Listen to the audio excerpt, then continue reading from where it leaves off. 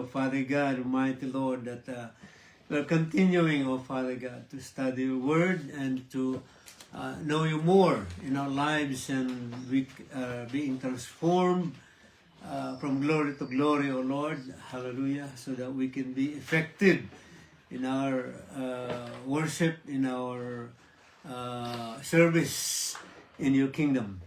Thank you, Lord, for everyone present today in this Bible study, Amen, man, this place, and everyone watching in Facebook Live. Thank you, Lord. Your blessings be upon all of us. In Jesus' name. Amen. Amen. Thank you, Lord. Lord. Praise God. Sa lahat. Blessed. Mabuti. Blessed Awa forevermore. ng Diyos. Hindi muna ko. Mandy. Nasa loob ba si Mandy? Mandy.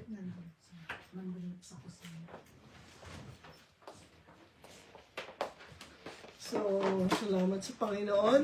Nakaready na ba tayo sa ating Bible study ngayon? Yes. Amen. Praise the Lord. So, ano masasabi niyo dito sa picture na to? Bundok na may Bundok na tama? parang plain field. Parang masarap ba tumira dyan? Hindi. Hindi daw. Mukhang Dry. mukhang dry. Tama, dry, no? Dry. So, Parang disyerto. parang disyerto at madalas nakikita natin yung sarili natin sa ganyang lugar eh. Hindi man physically nasa disyerto tayo, pero kung minsan, di ba, nafe-feel natin na medyo dry ang buhay natin. But of course, ano mas maganda? Siyempre ito mas maganda. Di ba? Ito yung maganda. At ano sa tingin niyo kalooban ng Panginoon dyan sa dalawang picture na yan? Siyempre ito, walang kaduda-duda. Yan ang kalooban ng Panginoon. Pero bakit hindi nakakarating doon ng tao? Di ba? Sabi ng Panginoon sa Psalm 23, "The Lord is my shepherd, I shall not want. He makes me to lie down in green pastures. He leads me beside peaceful waters or quiet waters." Bakit hindi natin na-accomplish yan o nakakamit yan o nakukuha sa buhay natin? At sa tingin niyo ang dahilan? Daot? Tama? Maraming dahilan, di ba? Tingnan natin yung example ng mga Israelita. Kasi di ba, nandiyan sila sa wilderness. To yan ang picture ng wilderness, nasa ilang na lugar. Sabi ng Lord, gusto ko kayo dito dalhin sa lugar where flowing with milk and honey, no, na hindi kayo mahihirapan nandiyan. Ano yung nag-stop sa kanila para makarating doon? Di ba? Ano yung dahilan bakit di sila nakarating doon? Alam niyo ba fear. May takot Sabi kasi sa Numbers 13:33, "And we saw the giants there, the sons of Anak of the giants, and we were in our own eyes," grasshoppers, para lang kaming mga tipaklong kasi ang lalaki nila, ang lilit namin. "And so we were in their eyes." So saan muna nakita nilang grasshoppers sila? Sa sarili nila. Yun ang tingin nila sa sarili nila. At nung tinignan nila yung sarili nila na para silang grasshoppers, yun na rin ang tingin sa kanila ng tao.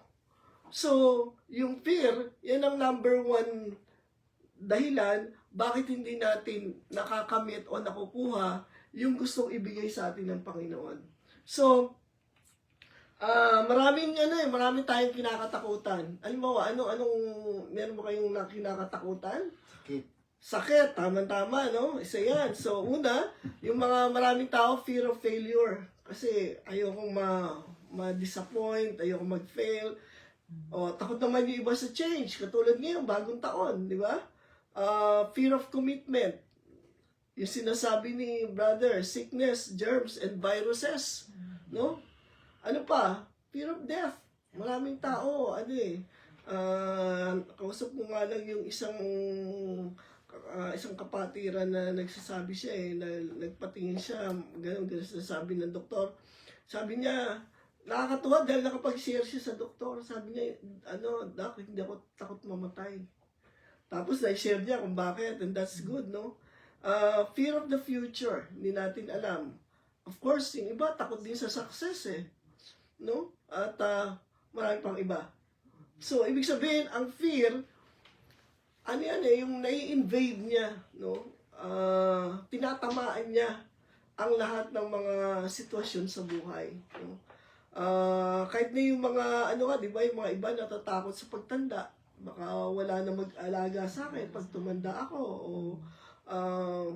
Fear of the unknown. fear of the unknown, yeah. Sabi nga, there's nothing to fear but fear itself, no? That's right. So, pero sa 2 Timothy 1:7, sabi dyan, for God did not give us a spirit of fear. So, ang fear pala ay isang espiritu. No? Ang spirit ng fear, yung tinatawag na yung danger, perceived danger. Kaya ka natatakot kasi meron kang ikinakabit na danger, no? At yung fear na yan pwedeng real or imagined. Katulad nung mga Israelita, imagine lang nila yung fear na yun eh. Hindi naman talaga sila mga grasshoppers eh. Pero iniisip nila, inimagine nila sa sarili nila na ganun lang sila. Wala silang kakayahan, no? So, marami sa ating mga fear, yung mas marami yung imagine kaysa real na fear, no? Yung anak mo, pag hindi pala dumadating sa oras, kung ano-ano na na-entertain mo, no? Kung ano-ano na naisip mo, baka kung ano na nangyari, may takot ka na. So, yan ang pinapaunawa sa atin. God did not give us a spirit of fear. So, hindi ang Diyos ang nagbibigay sa atin ng takot. In fact, sabi nga sa Bible, perfect love casts out fear. So, yung perfectong pagmamahal ng Diyos sa atin, nagtatanggal ng takot. So, unang-una, isipin mo, pag natatakot ka, hindi ito galing sa Diyos. Kasi hindi siya ang nagbigay sa akin ng takot. Amen?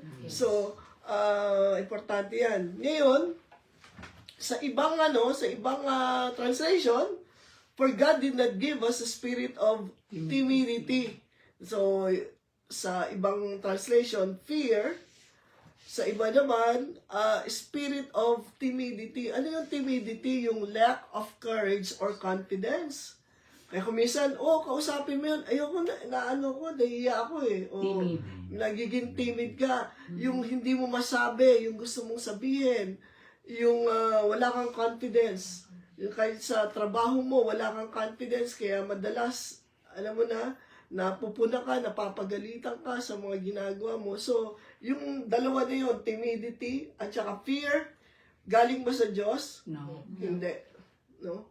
So, hindi tayo, kasi, tinawag tayo bilang mga anak ng Diyos and we were created in the image and likeness of God. Our confidence is Christ Himself. So, dapat hindi tayo magkakaroon ng timidity. Minsan lang yung pakikipag-usap sa tao.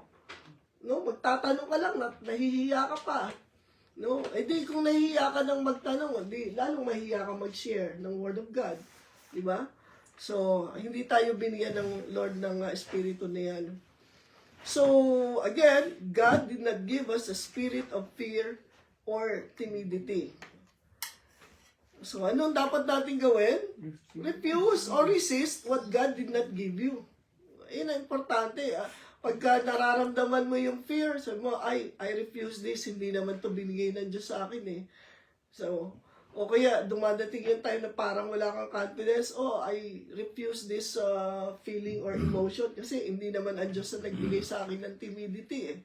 Di ba? So, hindi tayo dapat ma-intimidate kasi yun ang timid dahil dun sa intimidation. Yung nakita mo pa lang yung tao, katulad ng mga Israelita, nakita lang nila yung mga matatangkad na tao. Giants. Matatangkad na tao, kaagad giants na sa kanila. Alam mo yung na-intimidate kaagad sila doon sa height ng mga tao. So, dapat natin gawin, refuse or resist what God did not give you. O, halimbawa, sa iba naman, sickness. Ang sickness ba galing sa Diyos? Hindi. So refuse din natin yung sickness. No?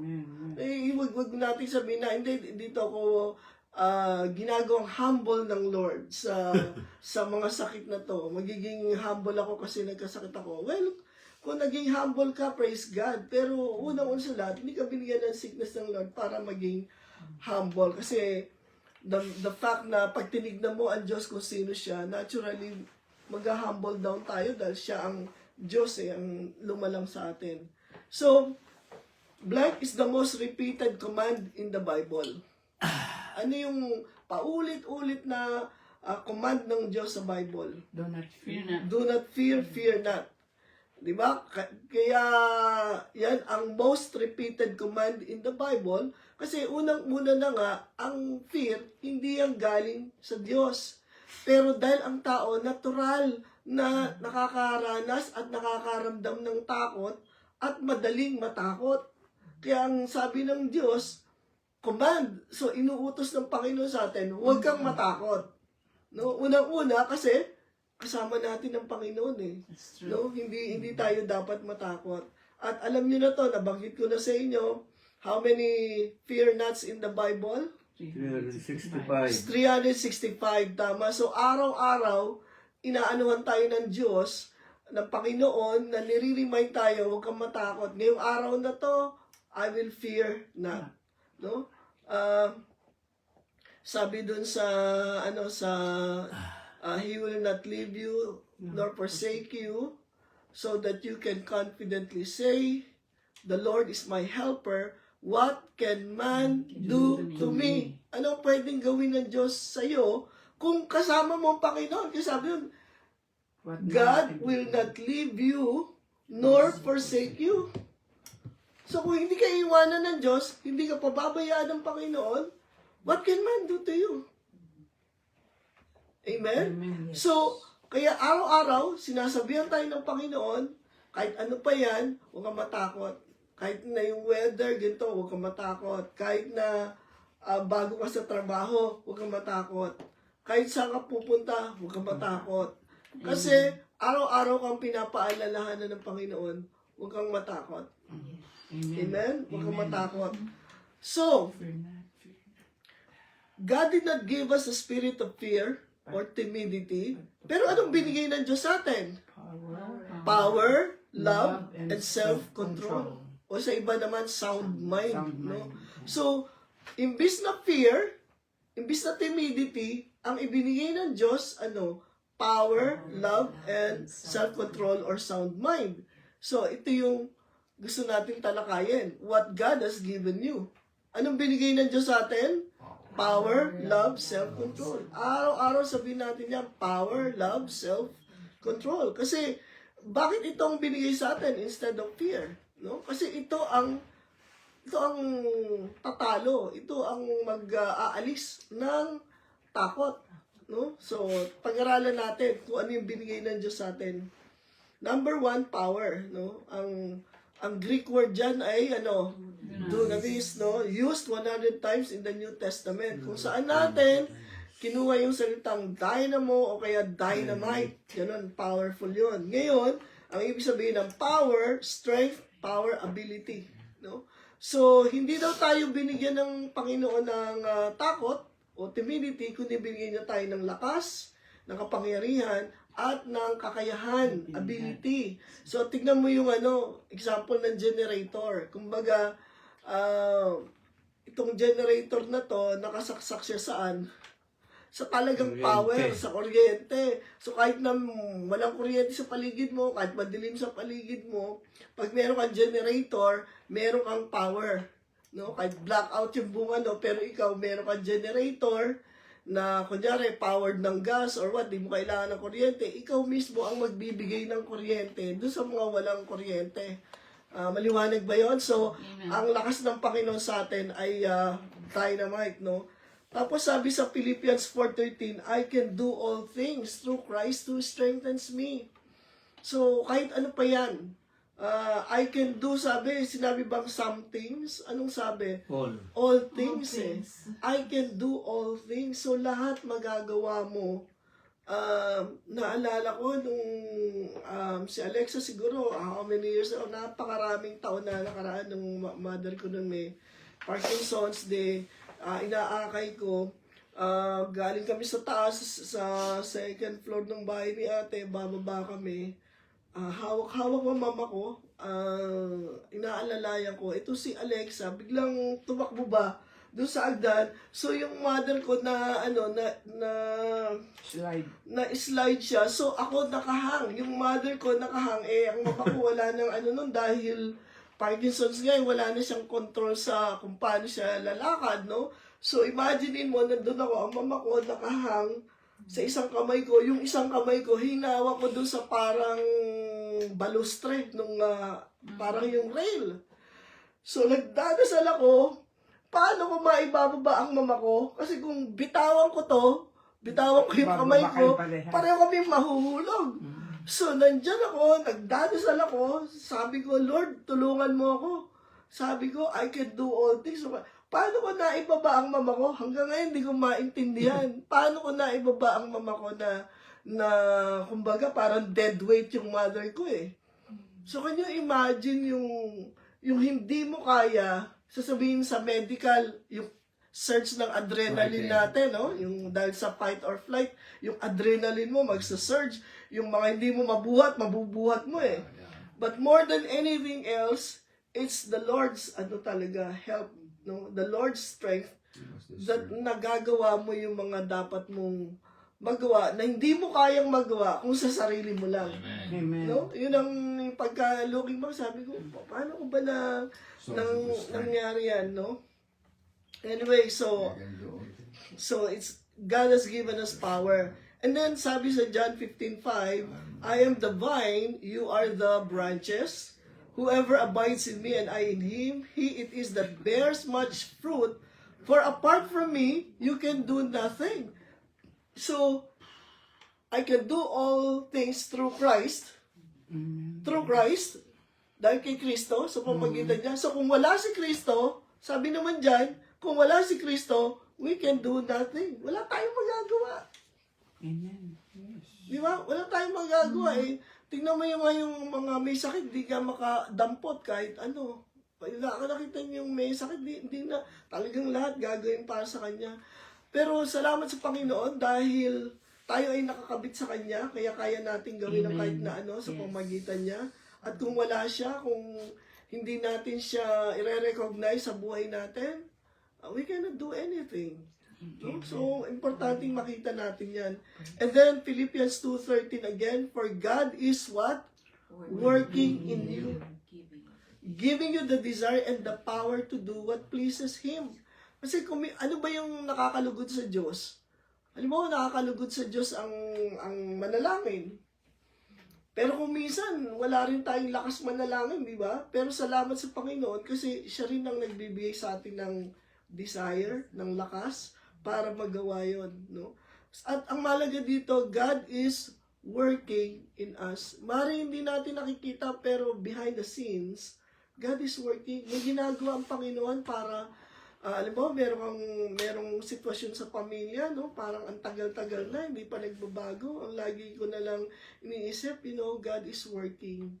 God is working for my good, no? Kahit na hindi ko man yan nakikita ngayon, God is working. No? Kaya importante makita natin na kaya tayo may lakas kasi God is working in us. Kumikilos ang Diyos sa atin kaya tayo merong lakas. Hallelujah. Praise the Lord. So, it is God's ability or power in us that enables us to accomplish anything of value.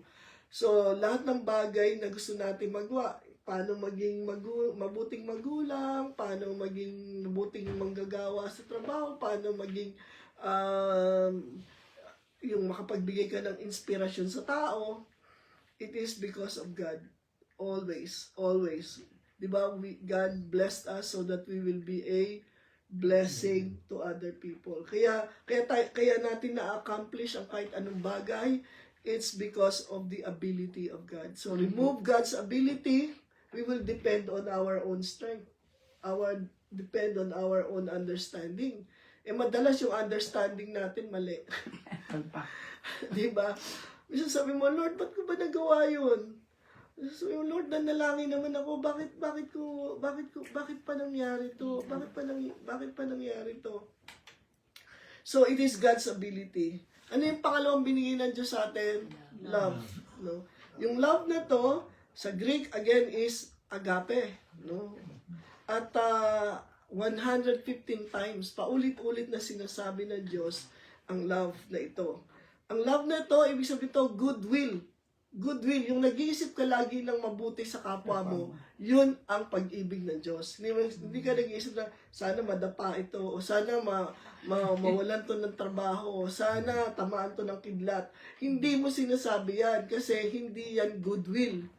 Goodwill, mabuting intensyon sa kapwa. Goodwill, benevolence, yung kababaang loob, kabutihang loob sa ibang tao.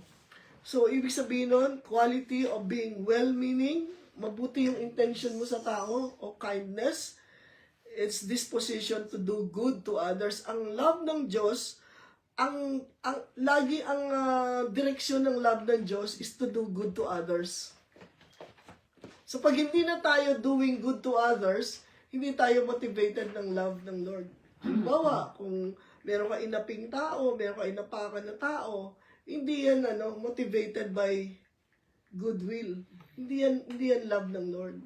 So, kaya kahit na kumisan, feeling mo parang gusto mo na lang bumaba ang sumpa ng langit sa taong to, wag mo na lang isipin yun. Kundi ang sabi, bless them that curse you, do good to them that persecute you or do you bad or evil. Kasi yan ang ibig sabihin ng love, yung iniisip mo yung nakakabuti sa kapwa mo. Yun ang pagmamahal, hindi yung, misa akala natin yung love is emotion. At tandaan natin to, ang sabi doon, God gave us love. So, First love. ano ba yung salita na ang Diyos ang nagbigay sa'yo ng pagmamahal? Ano ibig sabihin nun? Hindi galing sa'yo yun. Hindi galing sa'yo yun. Sabi dito, 1 John 4:8, anyone who does not love does not know God because God is love. Ano ba yung love? Di ba? Goodwill, kindness to others. So, anyone who does not have goodwill for others, wala kang inisip na maganda sa kapwa mo, wala kang kabaitan sa kapwa mo, ibig sabihin yun, hindi mo kilala ang Diyos. Kasi God is love. God is goodwill to others. God is benevolence to others. God is disposition to do good to others. So, ang disposition, yung iba God, default. Alam natin yung default, di ba? Pag sinabi mo yung default, nandun kagad yung bagay na yun. No? So, ang default ng Diyos is love. Kaya nga sa atin kung papipiliin ka between being right and being kind, anong pipiliin mo? Kind. Being kind, no? Kasi yung iba sa atin, gusto natin lagi ipagpilitan natin yung tayo ang tama, pero ikaw nga yung tama, pero hindi naman nakita sa'yo yung pag-ibig ng Diyos, di lalong lumayo sa'yo yung tao. Imbis na lumapit ang Diyos sa iyo at sa Panginoon, lalo silang lumayo. Bawa sabihin ng iba, ay ganyan ba mga Kristiyano? Bakit ganyan ang mga pag-uugali nila? Di ba? So, pero sabihin mo lang dito na God is love Siya din ang nagbibigay. Naalala ko yung istorya ni Corrie ten Boom. Si Corrie ten Boom, di ba? Yung biktima sila ng mga Nazis Yung kapatid niya, nakita niya kung paano napatay. Tapos, many years later na, nandun siya sa isa, magsasalita, na kita niya yung na nagsasalita siya, tapos nilapitan siya ng isa doon sa mga soldiers, Nazi soldiers na nagpahirap sa kanila. So, nung lumapit sa kanya yung taong ito, sabihin niya na, yung parang direkta, na humingi sa kanya ng tawad sa nangyari sa kanila doon sa mga concentration camp. Naramdaman daw niya yung buong katawan niya nanigas. Parang sa loob sa sarili niya, hindi niya maiabot yung kamay niya para makipag-shake hands na sinasabi niya na pinapatawad na niya. Pero alam mo ba na nung nag-ano siya sa Panginoon. Parang yung kamay niya nakawala at naiabot niya para makipagkamay siya. Kasi yun ang God is love, no?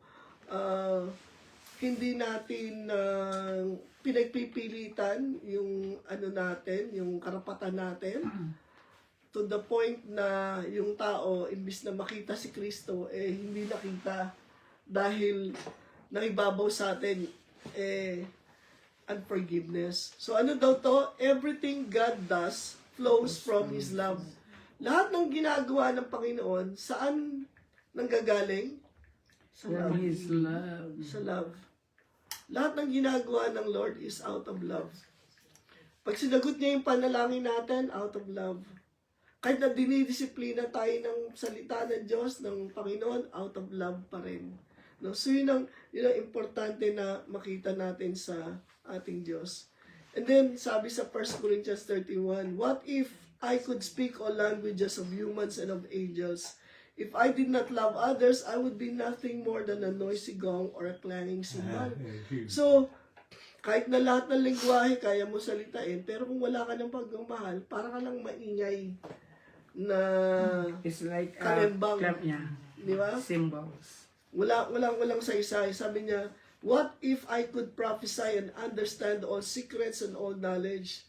And what if I had faith that moved the mountains? I would be nothing unless I loved others. So kahit na maraming kang himala na magagawa at kung ano-ano pa, kung wala naman ang pagmamahal ng Diyos sa iyo, pasaan yun? Di ba?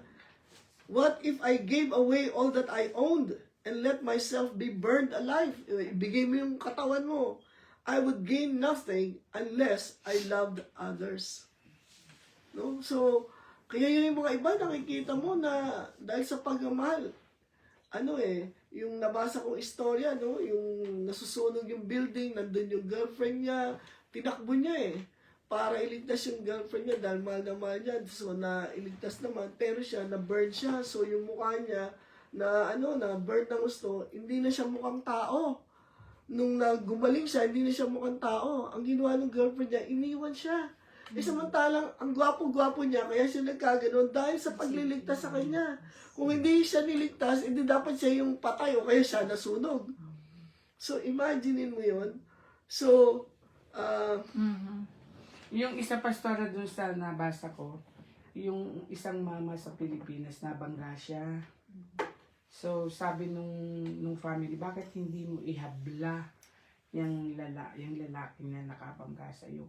Magka-graduate yung bata ng parang something hindi niya nga inihabla, pero he suffered doon sa accident. oo. Kaya Can nga you imagine that, no? it takes the love of God na makapagpatawad ka, na makapag pa. Tapos sabi pa dito, ano daw kasi? Love is kind and patient, never jealous, boastful, proud, or rude. Love isn't selfish or quick-tempered. It doesn't keep a record of wrongs that others do. Love rejoices in the truth, not in evil. Love is always supportive, loyal, hopeful, and trusting. Love never fails. Kasi yung love na to, hindi ito yung love natin na feel mo lang. Love is not a feeling. No, love is a decision. Kasi, bakit? Ang Diyos na nagbigay ng love kung yung love mo lang, matagal na nawala yan Di ba? Kaya, kailangan ipagdasal mo sa Panginoon. Tapos, sabi sa 1 John 3:18, di ba? Our love should not just be words and talk. It must be true love which shows itself in action. So, maraming sabi, yun nga, I love you, I love you, I love you. Pero hindi naman nakikita sa mga gawa. No? Panay salita lang, salita. Pero pagdating sa gawa, wala na. Di ba? Yun ang masaklap. No, hindi mo talaga ma-feel yung kung ano ang tunay na kahulugan ng pagmamahal. Kaya nga yung pagmamahal na yun, hindi yun yung parang na-carried away ka lang kasi nanonood ka, let's say, ng mga K-drama. yung mga romantic movies o yung mga nakakala mo ang standard ng love, yung Hollywood, o kaya standard ng love, yung mga K-drama, standard ng love, yung mga makikita mo yung standard ng love sa Korean drama, parating merong sakripisyo, mga kung ano-ano, di ba? At the end, parating ano. Yung mga love dun sa mga sa mga teleserye ng Pilipinas, puro tungkol doon sa nagkaroon ng number 2, nagkaroon ng Iba yung sa Pilipinas. parating love triangle. Kaya nga for the first time, yung Frozen, ang daming nanood kasi yung true love, hindi yung Prince Charming eh. Yung true love, yung kapatid, yung Elsa, pagmamahal ng, di ba, si Queen Elsa, tsaka si Princess Anna. Anna. Di ba? For the first time, na sa mga palabas ng Disney o kung ano man, hindi Prince Charming yung true love, kundi yung pagmamahal ng kapatid sa kanyang kapwa niya kapatid. So, ibig sabihin, hindi lang siya all talk. Kailangan meron tayong tunay na aksyon. Sabi dyan, agape love, ano yung agape love? God's love does not come naturally to us. Hindi yan natural sa atin. Pag na-born again ka na, tsaka mo lang mararamdaman yun eh. Kaya ito, Romans 5:5, God's love, ano daw? Has been poured into our hearts through the Holy Spirit who has been given to us. So, nung na-born again ka, anong pumasok sa'yo? Ang banal na Espiritu. Pagdating ng banal na Espiritu sa'yo, kasama, dala-dala, alin? Yung love ng Lord. Di ba maganda yun? Nung na-born again ka, napuno ka ng love ng Lord. Alam mo bakit kailangan mo yung love ng Lord? Para magkaroon ka rin ng yung desire to bring the love of God to other people. Alam mo yung pag nag-share ka ng Word of God, it's because you love the person. Ayaw mo siyang mapahamak eternally sa impyerno. Kaya yung tao na nag-share sa iyo ng salita ng Diyos, it's because of the love of God that's been poured into his heart. Amen. Na Lord, itong tao na to, hindi iligtas mo siya na hindi siya mapahamak. Kaya salamat, di ba ang gandang ano nun? Na born again ka, pagka born again mo, binuhusan ng, ibinuhus ng Panginoon sa iyo ang kanyang pagmamahal. Kaya pag sinabi pag sinabi mong love the Lord with all your heart, with all your mind, with all your strength, with all that is within you, wala namang nakasunod nun. Hindi naman nakasunod ng tao na mahalin ng Diyos. Kasi, bakit? Love, agape love does not come naturally to us. Kailangan natin ang Panginoon. Kaya yung sinabi ng Lord na love me with all your heart, anong ginawa ng Lord? Nilagay niya yung love. Para hindi mo pa, Lord, paano kita mamahalin? Wala ka namang binigay sa akin pagmamahal. Di ba? Pero nung binigay ng Lord yung pagmamahal niya, naturally, meron kang pagmamahal sa kapwa mo. And then, thirdly, ano yung binigay ng Lord sa atin? Self-control, o kaya sa iba, sound mind. Sound mind or self-control. Ano ibig sabihin yan? Sound mind or self-discipline, the ability to pursue what one thinks is right, despite temptations to abandon it. Ano raw ang binigay sa atin ng Diyos? Ang kakayahan na tunguhin, puntahan, gawin yung tama kahit na maraming tukso para wag natin gawin yun. Halimbawa, pag sinabing self-control, sound mind, ito yung dapat mong gawin. Pero maraming tumutokso sa iyo, ito yung gawin mo. Pero dahil binigyan ka ng Lord, hindi mo to, Lord, sana magkaroon ako. Pag sinabi mo, Lord, sana magkaroon ako ng self-control, ano ibig sabihin nun? Walang self-control, humihingi ka sa Diyos.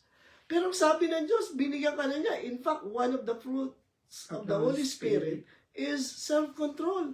So, hindi mo pwedeng sabihin sa Lord na, Lord, wala akong self-control, kaya hindi ko madisiplina yung sarili ko na gawin yung tama. Kasi ito yung tama na gusto mong gawin, pero maraming tukso. Nakukuha ninyo? So, sabi ng Lord, ito yung daanan mo. Kaso ang daing tukso Naalala ko nung first time ko sa Amerika, niyaya ako na mag New Year countdown sa downtown. So, pumunta kami sa isang parang bar, disco bar, parang ganyan. Yung, no, naalala niyo pa ba yun? Excalibur. Buhay pa ba yun? Hindi, matagal na yun. Siguro wala yun. Wala na. So countdown kami doon. Nakaano ka, maganda suot mo, bla bla bla. Sa ate ko, inimbita kami. Tapos lahat kami, bigyan ng mga wine. Sabi ko, tay, hindi ako iinom ng wine. Ayoko uminom. Tapos sabi niya, hindi, basta, yung pagka New Year naman inumin natin yan. Ganito, ganyan. Hindi, eto na. Hindi, nung ako ganyan, nag-countdown na. Naglaglaga ng mga confetti. Yun lang baso ko na puno ng confetti. Yung iba, di naman napuno. Kaya sabi ko, talagang ang Panginoon ang nagbigay sa akin ng paraan para wag ko itong inumin. So, binaba ko na lang yan dahil na ng confetti. Okay, namang last New Year, nandun kami kina ate. Meron din kami yung cheers, toast, gano'n. Eh di gano'n din, meron din kami mga confetti doon sa loob ng bahay, yung mga hinihilang ganyan. Di, sabi naman ng mga, ano ba yan, meron ng mga confetti yung natin, yung drinks natin. At naman ang sabi ko, tanggalin nyo na lang, non-alcoholic naman yan. Inumin nyo yan, non-alcoholic yan. Pero noon, you see the difference doon. Sinave ako ng Lord dahil sa confetti. Gano'n yung mga, may confetti. Oh, inumin nyo yan. Wala naman, non-alcoholic yan. So, ibig sabihin, God is giving you a way out all the time. Because of what? Self-control. No? Kahit may temptation, Lord, ayokong gawin to. No, talaga magpo-provide siya ng way out. Kailangan lang, nakapokus ka doon sa goal mo. Kaya yun, no? Kahit anong mangyari, yung goal mo is to please the Lord. So, God will give you a way out. No? So, but the fruit of the Spirit is love, joy, peace, patience, kindness, goodness, faithfulness, gentleness, self-control. Against such thing, there is no law. So, kasama yan sa binigay ng Lord sa iyo. So, pagka yung sabi mo, Lord, kailangan ko ng self-control. Lord, bigyan niyo ako ng self-control. Tama bang prayer yun? Ano ang tamang prayer? Ha? Tama bang prayer, Lord? Bigyan niyo ako ng self-control. Ano ang tamang prayer? Lord, salamat po sa self-control na ibinigay niyo na sa akin. Kasi nabigay mo. Salamat po. I can do all things. May iwasan ko to dahil sa kakayahan na binigay niyo sa akin. I can do all things. No? So, Lord, salamat po sa patience na binigay niyo sa akin. Salamat po sa peace na binigay niyo sa akin. Salamat po sa joy na binigay niyo na sa akin. Fruit of the Holy Spirit. Salamat po sa goodness, sa faithfulness. Hindi na tayo nagpe-pray ng Lord, fill me with your love. Is that a prayer of faith? It's not a prayer of faith. Kasi anong sabi ng Lord? God has poured out His love unto you. Binigay na niya yun. But kumbaga, binigay na ng Lord tong cellphone sa akin. Tapos sabihin pa, Lord, bigyan niyo ako ng cellphone. Hawak-hawak mo na nga yung cellphone Di ba? So sasabihin mo, Lord, salamat po. So kung sasabihin mo, Lord, kailangan ko ng kailangan ko ng disiplina.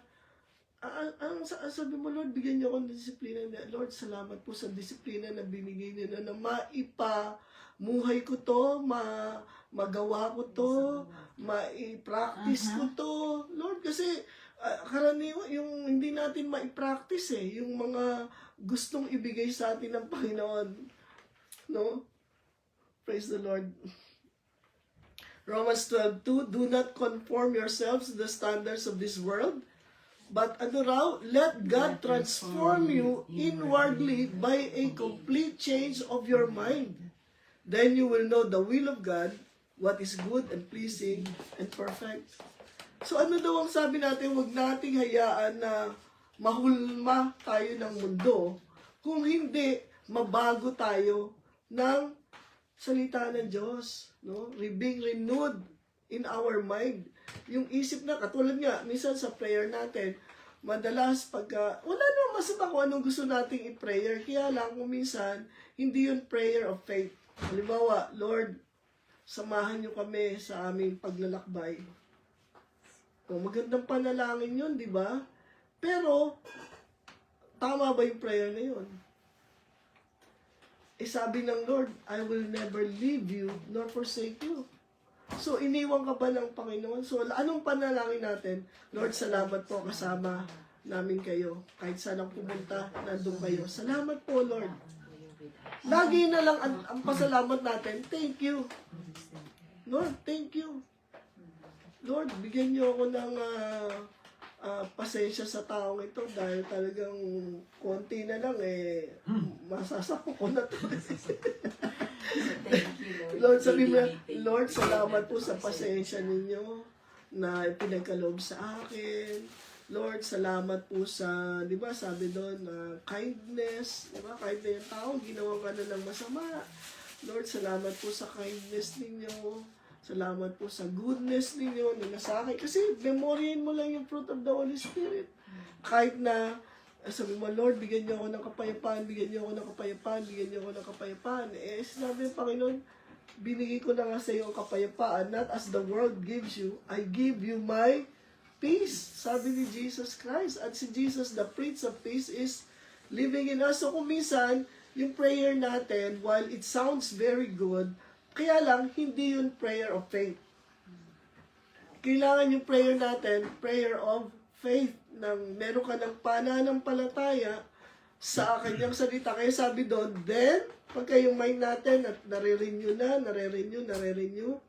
then you will know the will of God. What is good, pleasing, and perfect. So, magandang paalala sa atin yun, no? Kaya, kung minsan, sabi mo,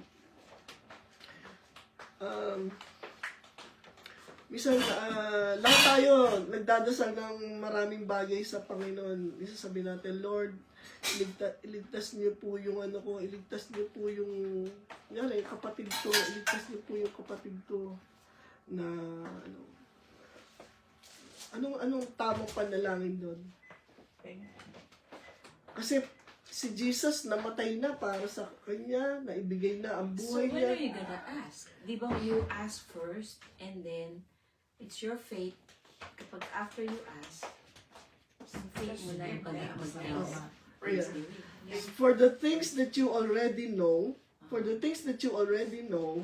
then you faith according to what you know. Di ba? Sabi halimbawa, healing. Ano ba sabi ng Panginoon? Sabi ng sa kanya, ng isang taong lumapit sa kanya na may leprosy, Lord, if you are willing, you can heal me. Kasi, if you are willing, you can heal me. So, yung tao, alam niya that Jesus has the ability to heal. Sabi niya, you can. Pero hindi niya alam kung willing ang Diyos. Dahil sabi niya, if you are willing, you can heal me.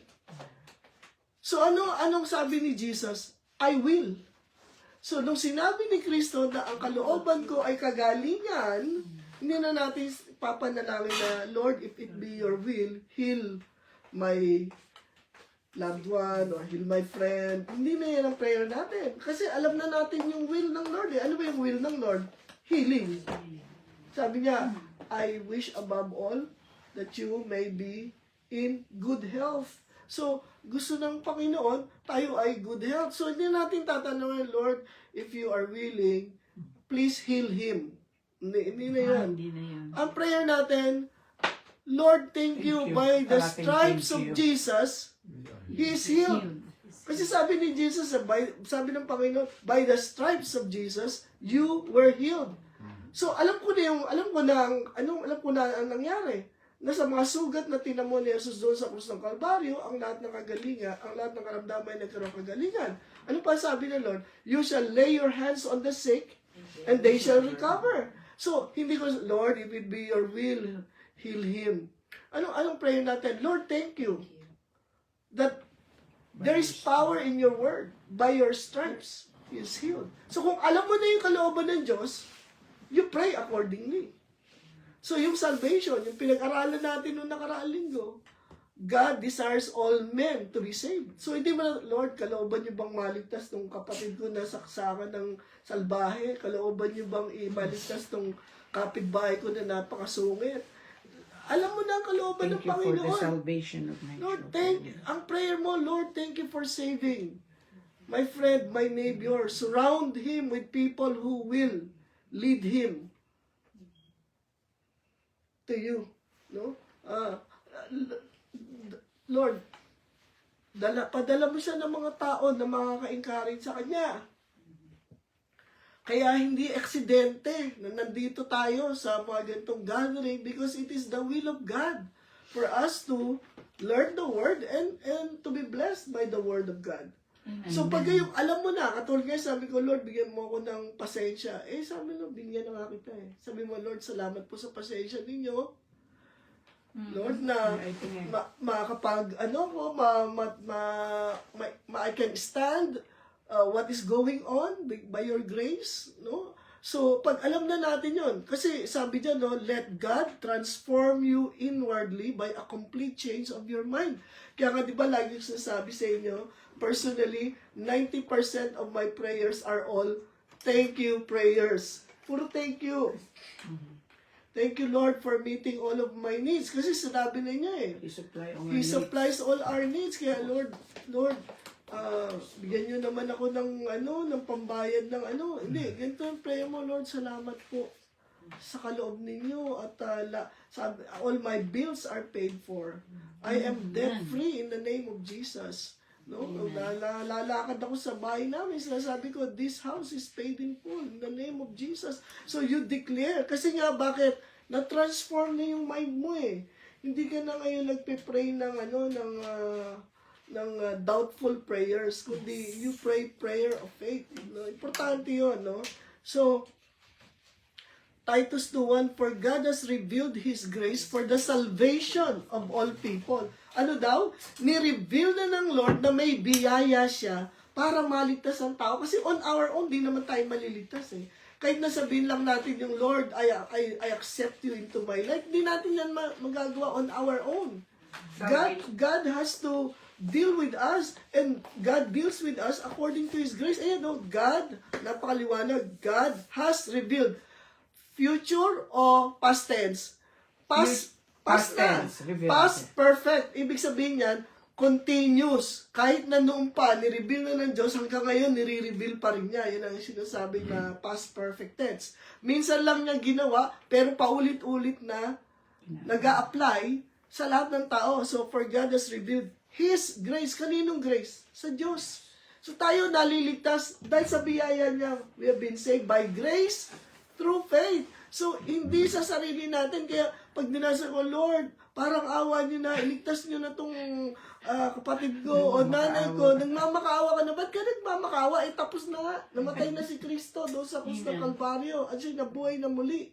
Sinakripisyo na niya yung bayan. Hindi na ako magmamakaawa. Anong gagawin ko? Magpapasalamat. Lord, ang grasya mo ay nandiyan para sa kaligtasan ng aking mahal sa buhay. Salamat po at nararanasan niya ang grasya na to. Even as I pray right now, Lord, He is receiving your grace. So kung ano yung gusto mo makita sa tao, Lord, salamat po sa grasya niyo. Kasi ang salvation, anong salvation? Saved, healed, delivered. Yun ang salvation. Ulit, saved, healed, delivered. So, for God has revealed His grace for the healing of all people. For God has revealed His grace for the deliverance of all His people. So, importante maintindihan natin yan. Otherwise, lagi tayong beg sa Lord for something that He already did for us. So, that is not prayer of faith. That is prayer of doubt. Hindi ka pa sigurado. And it's okay kung hindi ka pa sigurado. Pero pag narinig mo na ang salita ng Diyos, naliwanagan ka na sa salita ng Diyos, dapat magbago na yung prayer natin. Amen? Amen. Diba, Pastor, ang salvation is a gift, is a free gift from God. Yes. Because we do not work for it. We do not earn it. It is a free gift to us that we receive. Ano ba yung gift? You can receive or you can refuse. So may mga tao talaga, they will refuse. No? Sabi na, ayoko niyan. I'm sorry, ayoko niyan. Then, sabi ko nga nung nakaraang Sunday, kung nakinig kayo dun sa mensahe, no? Yung, your best commitment. Ano yung best commitment natin? Kung naalala nyo, what is our best commitment? Put God First. Si David, nagkasala siya. Sabi ng Lord, mamili ka sa parusa mo. Mapailalim ka sa isang pagan king o ako magpaparusa sa iyo. Anong pinili ni David? Anong pinili niya? Magpaparusa si Lord. Ang Lord, sabi niya, Lord, mas pipiliin ko yung parusa ninyo. Kasi yung mga tao, wala yung mercy, pero kayo, kahit na pinaparusahan niyo ko, meron pa rin kayong mercy. So ito sabi ng Lord naman ngayon, seek God first, His kingdom and His righteousness, all these things shall be added unto us. Imagine mo to, si David, pinili niya ang Diyos para sa kapurusahan.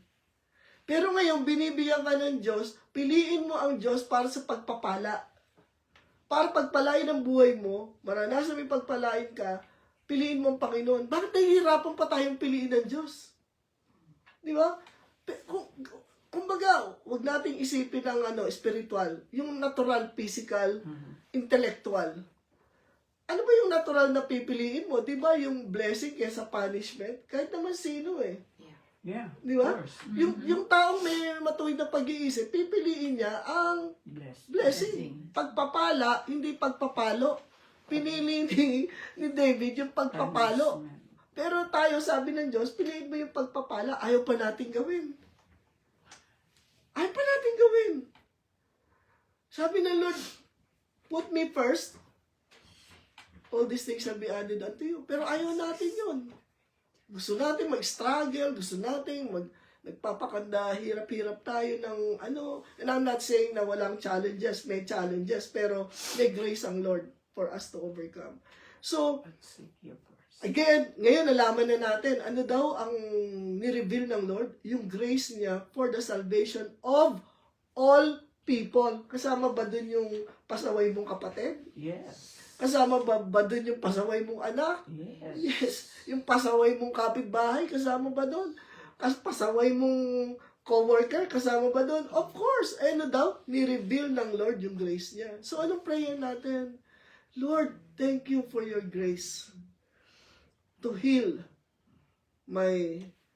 kung sino man yan ang gusto mong may sakit na pinagdadasal mo. Salamat, Lord, thank you that He will have the heart to receive your grace, to receive your healing, to receive. Then, sabi mo, I break every spirit of doubt and unbelief in the name of Jesus. I-break mo yung unbelief. I-break mo yung, kasi di ba sabi niya, what you bind on earth shall be bound in heaven. What you lose on earth shall be loosed in heaven. So, Lord, I release Binding. humility in my friend's heart that he will humble himself before you and see you as his Lord, see you as his Savior. So, alam mo na ngayon paano ka magdadasal. Amen? Nakukuha natin yun, no? So, dapat may mabago sa dasal natin, no? The grace, ano daw? Ayan God has revealed His grace. Ano ba yung gagawin ng grace? That grace, yung grace ng Lord, instructs us to give up ungodly living, worldly passions, and to live self-controlled, upright, godly lives in this world. So, ibig niya sabihin, yung grace ng Panginoon na yun din ang kasangkapan para tayo ay mabuhay ng may self-control, mabuhay ng maka-Diyos, hindi sa sarili nating kalakasan, kundi sa biyaya ng Diyos na ipinagkaloob na niya sa atin, ay maiiwasan natin, matatakasan natin ang mga worldly, ungodly passions.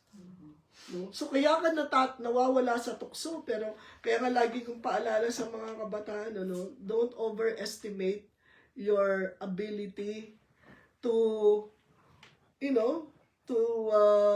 turn your back on temptation. Wag kang dumipende sa sarili mo na, malakas ako, kaya ko, hindi ako malalaglag sa kasalanan.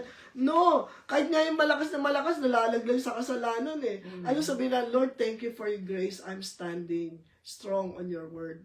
Thank you by your grace, Lord, I am living a godly life. Thank you by your grace, I am strong in the power and might of the Lord. Parate, Lord, it's if not for your grace. I have a question. Sinabi mo na yun nga, kailangan laging kang sa Panginoon. Pero bakit may mga pastor, they are full of the Word of God, pero na ano pa rin sila sa... Sige, pagka nawala ka dun sa grace ng Lord yung dependence mo sa grace ng Lord, kahit gaano ka kalakas, gaano ka sa ano. Kasi meron tayong, di ba sabi, the Hindi, devil, kung ikaw ay full of the Word, well, alam mo, no one is perfect. Kahit na full of, kahit na full of the Word of God, merong times na vulnerable ka.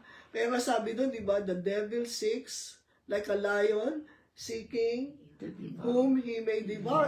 Kailan ba yung lion naghihintay yan ng perfect timing?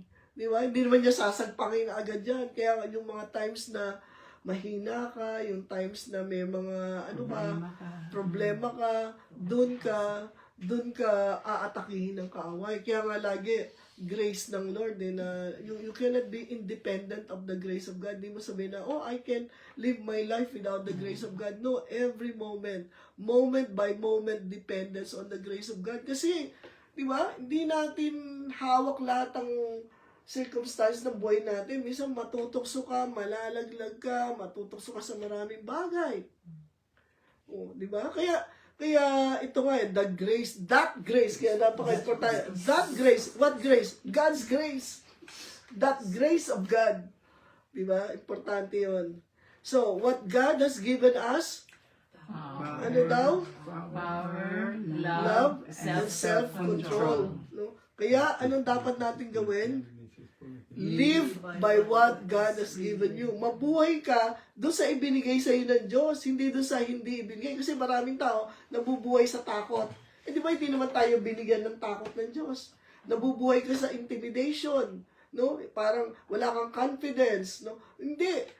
Mabuhay ka doon sa ibinigay ng Diyos sa iyo. Yung hindi ibinigay, wag mong ipamuhay. Ipamuhay mo alin? Yung binigay. Kasi binigay yan sa iyo ng Diyos. Amen? So, importante yun. Kaya tayo, we have power, love, and self-control. Ayun na ipapamuhay natin. Kasi yun, wala kang talo dun. Dahil binigay na sa iyo So, hindi tayo sasabi sa Panginoon na, Lord, ano ba naman to? Gusto kong mabuhay ng matuwid, pero wala akong kakayahan. Ang sabi ng Panginoon, mali. Binigyan na kita ng kakayahan.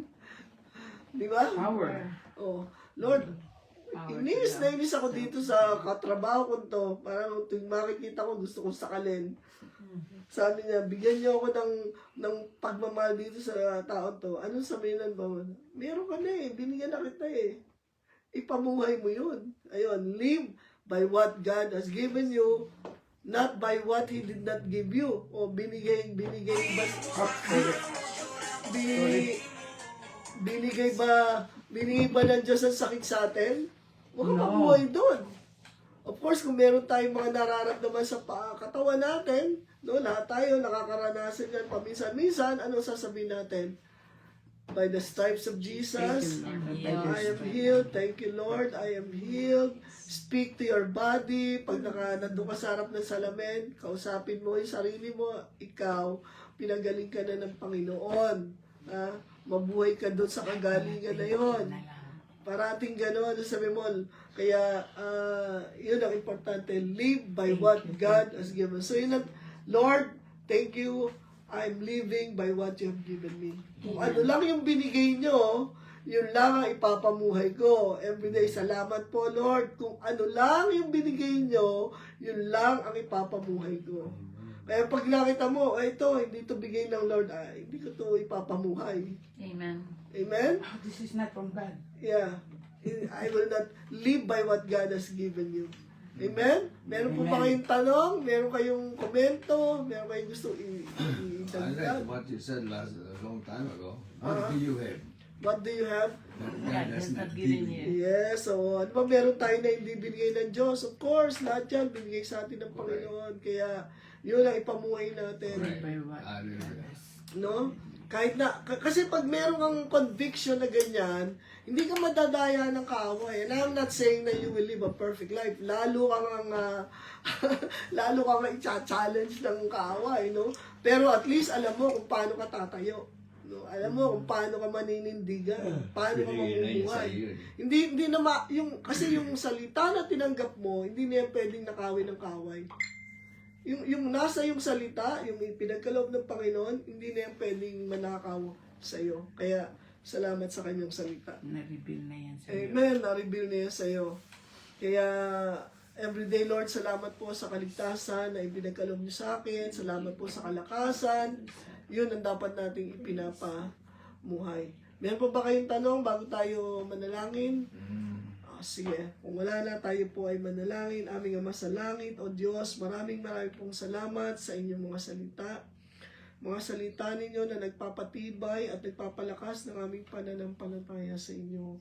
Salamat po na binabago nyo ang aming isip, ang aming pangunawa, ang aming mga salita, Lord God. At sa gabing ito, Lord, we declare, Lord God, ipinapahayag namin na mabubuhay lamang kami sa mga ipinagkaloob nyo sa amin. Yung mga bagay na hindi ninyo binigay, itinatakwil namin sa pangalan ni Jesus. Tinatanggap namin ang mga ipinagkaloob nyo sa amin, Panginoon. Salamat po sa kaligtasan, salamat sa kagalingan, salamat sa kalakasan, salamat sa kapangyarihan, sa abilidad na binigay sa amin, sa pagmamahal na nagmumula sa inyo, at sa self-discipline, self-control, O Lord God, na pinagkaloob mo sa amin. Salamat po sa banal na Espiritu na nanahan sa amin. And Lord, thank you for making us your own, na kami ay kabilang sa inyo, O Lord God. Kami ay mga anak ninyo, at kami ay pinagpala ninyo, O Lord God. We are kings and priests unto you, O Lord God. And so we bless you, Father. We give you all the honor and glory in Jesus' name. Amen. Yes, thank you, Lord. Kung hindi binigay ng Diyos, anong gagawin mo? Itakwil, itapon. Alis dyan. Alis ka dyan.